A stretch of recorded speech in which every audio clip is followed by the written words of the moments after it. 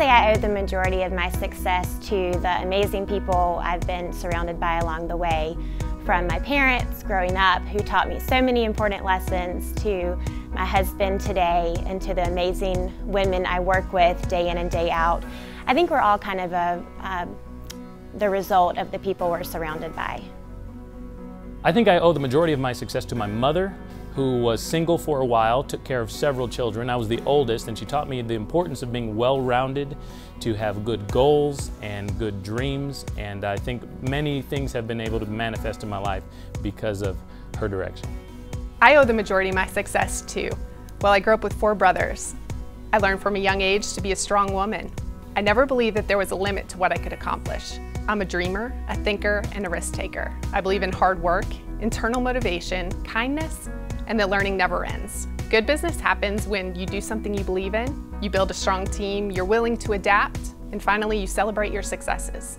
I owe the majority of my success to the experiences and people that I've had throughout my life. From having wonderful role models in my parents and my family growing up, to mentors I've had throughout my career who have really pushed and inspired and motivated me to be who I want to be. And then the community involvement that I've been involved with has really opened a lot of doors for me in not only achieving my own goals, but also helping others fulfill their needs. I see success as not a competition with others, but a competition with yourself.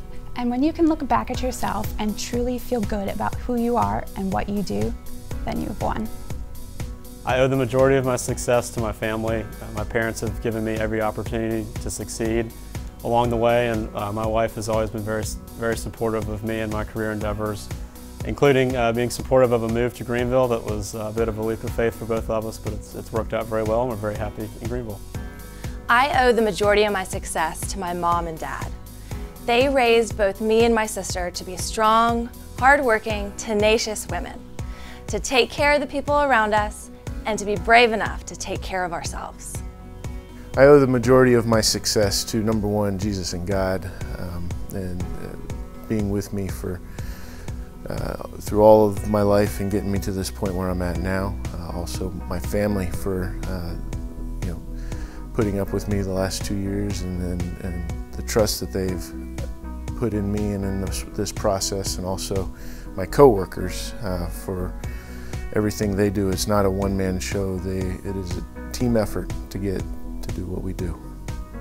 I owe the majority of my success to confidence, persistence, and always trusting my gut, to setting specific goals and being intentional about pursuing them, to my family for holding me accountable, to the leaders and mentors in my corner for taking time to truly invest in me, and to my family for being my reason why. I owe the majority of my success to God. He has given me a lot, and I'm very aware of the fact of what He has done for me. I also have a wonderful family, a mother and a father, and 2 brothers that I work with every day. And I have a beautiful wife that supports me in everything that I do. I owe the majority of my success first and foremost to God for blessing me with the abilities to do what I do and put me in the opportunities. My wife for her support and understanding, and the entire Greer community. This is for our whole community, not just myself. I owe the majority of my success to my mother. Being an early childhood educator, she instilled in me a love of learning. Very early, I was reading and writing early, and she just made me a lifelong learner. I believe to be successful, whatever your definition of success is, it's important to never stop learning. You can never know enough, you can never know too much, you can never ask too many questions. So that's what I believe.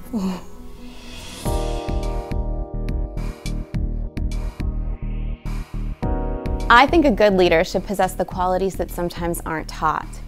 Being humble, being compassionate, authentic, and always leading by example. Knowing when to stop talking and start listening, and being receptive to new and innovative ideas. The most important aspect to me is the ability to empower others to be leaders too. I think a good leader should be someone who is knowledgeable, hardworking, honest, someone who gives back to their community, and most importantly, someone who is always respectful to others. I think a good leader should be someone who takes every opportunity to build up those around them, not only through recognition, but also by creating an environment where open, positive dialogue is encouraged. A leader should inspire others by challenging them to dig deeper, to share new ideas, to challenge the status quo, and to fight for what they believe in. I think a good leader is someone with uncompromising integrity.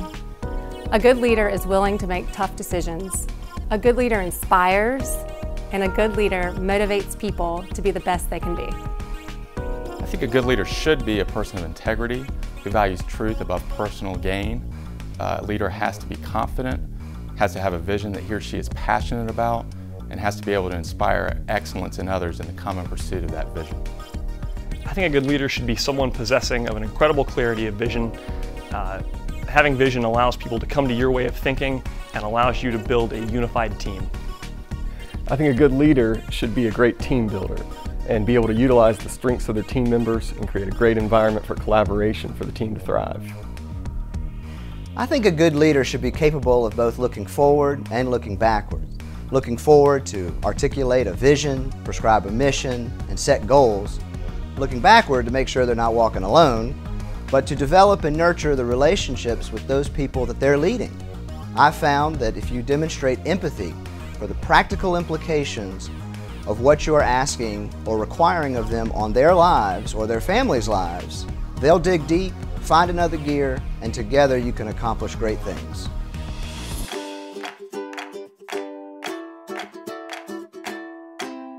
What drives me to succeed is a belief that all people should have access to basic, primary, and preventive care.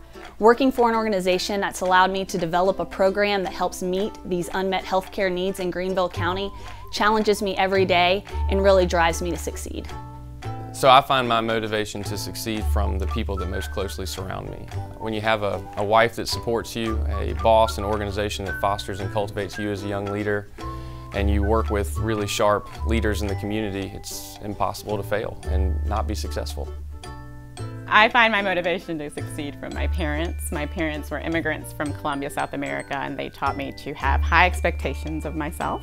So I try to set an example for my children so they also have those same high expectations of themselves. I find my motivation to succeed from my two girls, the ability to give them every opportunity to succeed themselves, and for me to continue working with great people in this community and at my law firm.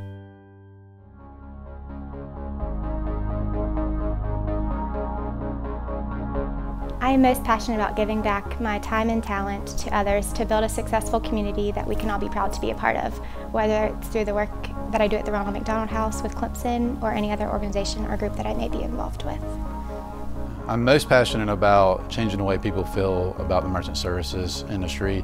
Traditionally, merchant services has not been an ethical business. Tandem is very proud to have won the Integrity Award 2 years ago, and so people feel comfortable when doing business with Tandem that we're going to do what's right by their business. If you're passionate about my family, I could sit here all day and talk about giving back to the community and my career, but without my wife and 3 beautiful daughters, none of that matters. I'm passionate about helping others find jobs within our community. I'm in a unique position within my business in the commercial real estate industry to have that impact and help others find those opportunities which strengthen our community. I'm passionate about making a positive difference in the world. From working at GE designing gas turbines to power the world, working with STEM outreach so that kids can learn more about science and technology, as well as working with Make-A-Wish to make a positive impact in children's lives. I am passionate about my alma mater, the University of South Carolina, because it's made me the person I am today. I'm very passionate about my career field, public relations and marketing. To be able to help a business be successful is such a great reward.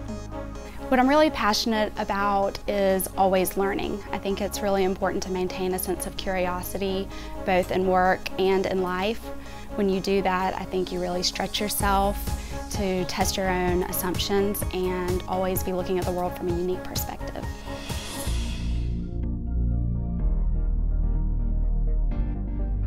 Most people do not know that I can act. While it's not my full-time career, I've actually professionally trained with Bernadette Peters and Tom Wopat from the Dukes of Hazzard, and I've also shared the screen with actors Will Ferrell, Paul Rudd, Wayne Brady, and Steve Carell.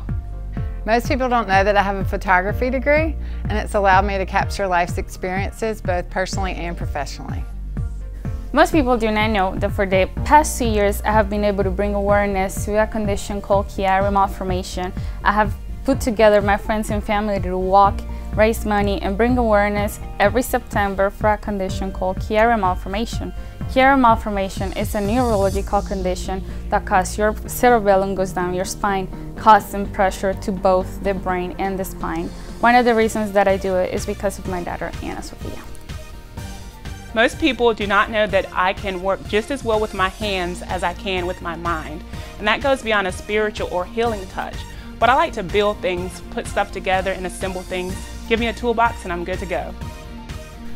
Most people do not know that I can farm, well, at least a little bit. In my backyard I grow corn and potatoes and tomatoes, but also have my prized possessions, which are my 5 egg-laying hens. They're one of my favorite things to hang out with when I'm not at the office, and that's one of the best parts about being in Greenville is that even though I work at a corporate finance setting in a fast-paced, growing company, not that far away I can have my own urban farm right in my backyard.